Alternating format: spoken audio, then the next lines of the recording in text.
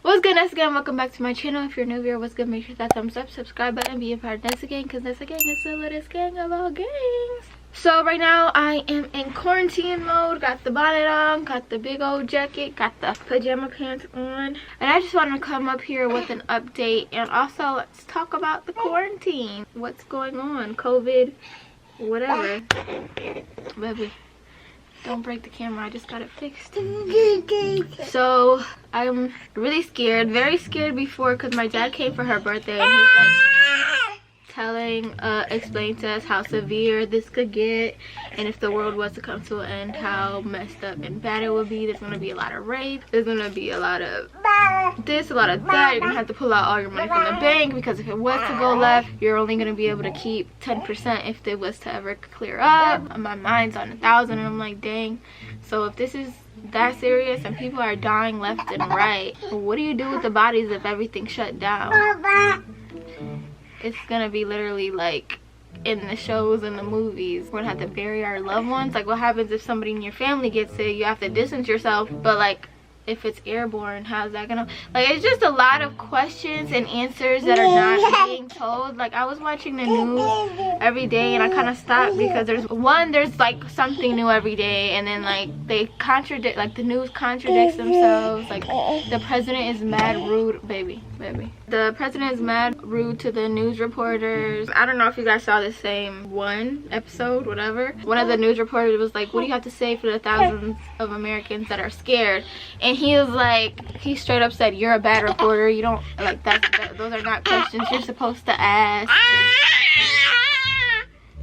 You're not doing your job right, like stuff like that. And I'm like, what? That's a valid question. That's a question that people would want to know. And then they were like, so what about the vaccines? Where are people supposed to get tested? Where are you supposed to get tested? And he was like, it's not necessary, it's not mandatory for everybody to get tested. It's not. And then somebody else asked the same question but just a different way, and he's like I said, all we have to do is self-distance and this is gonna be fine. It's gonna be da-da-da-da. Which, all of that doesn't matter if the people who are actually sick can't get tests. Like, I know a lot of people who are sick, including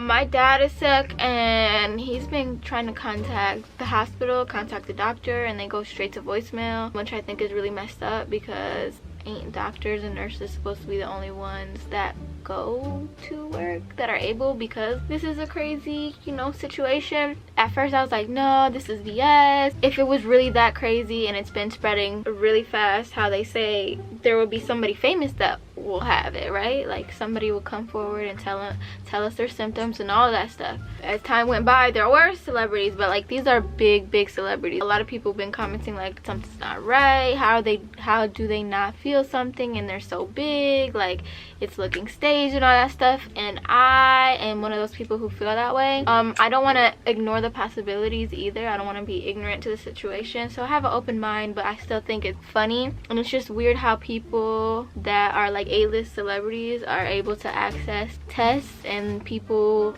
who are regular and actually have symptoms and is very sick are not able to even access a doctor. So I think that's really messed up, really scary. My mom had sent me a, what is it called? She sent me an article. It was in Spanish, and basically I forget what country it was, but they're calling the United States out and saying that it's messed up, that they're lying, they're trying to kill innocent people, it's population control, and if they don't confess and knock it off, then they're gonna go to war with us and all that stuff. I don't know how true that article is, but you know, you just gotta take in and soak up all the information that you can get. It's so crazy in 2020, like everything's a joke, so it's hard to tell what's real, what's not. Then I was just looking up like the Great Depression and like our history, and it's looking like history is going to repeat itself. Me personally, I don't know how I feel. This is the first time that I actually tuned into Trump and like listen to what he has to say and all that stuff. I never been big on politics, but when I'm actually tuning in, it's looking and feeling really suspect. It really annoys me and makes me mad, because it's like, if Obama was president, you think we would have went through something like this? I personally feel like we wouldn't. If we did, he would give us some clarity. He would let us know what we need to do, where we need to go.